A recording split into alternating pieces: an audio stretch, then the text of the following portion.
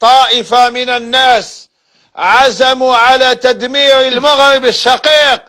فيقوا يا ناس واتقوا الله، هذا شيء لم يقع أبدا، سيناريو محبوك مخدوم. جماعة تدعو إلى استقلال، حابين يستقلوا يولوا دولة وحدهم، ما نعرفوا يديروها في رؤوسهم.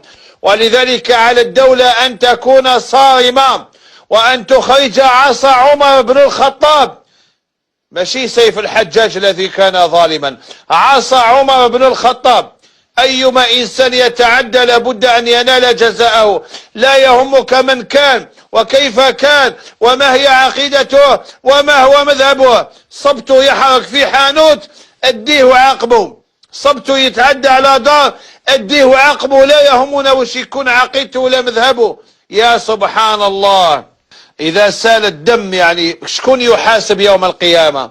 هذا الدم إذا سال كل الأمة تحاسب على سيالان الدم. على الأمة أن تحمي المغرب الشقيق. خطيكم الفيسبوك هذا الذي يدمر عليكم حياتكم. النبي صلى الله عليه وسلم يقول: المسلم أخو المسلم، لا يظلمه ولا يحقره، لا يظلمه ولا يحقره. حسبنا الله ونعم الوكيل. اللهم يا رب يا رب املأ بيوتهم خير وبركة، اللهم يا رب املأ بيوتهم خير وبركة.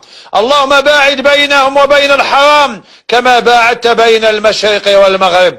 اللهم احفظ، اللهم يا رب احفظ نساءهم وبناتهم وأولادهم ورجالهم وشيوخهم وعجائزهم. اللهم حبب إليهم الصلاة والزكاة والصوم والحج يا رب يا رب. هؤلاء المحبين من وجدة أختم لهم بلا إله إلا الله واحشرهم مع أهل لا إله إلا الله. سلم لي على أزلال، وسلم لي على الزاوية البصيرية، وسلم لي على الدار البيضاء، وسلم لي على مكناس، وسلم لي على فاس القديمة والجديدة. سلم لي على الشرفاء من آل بيت رسول الله صلى الله عليه وسلم. سلم لي على العلماء، سلم لي على المدرسة الغمارية، سلم لي على المساجد. اللهم إني أسألك بالقرآن الكريم آية آية أن تحفظ المغرب الشقيق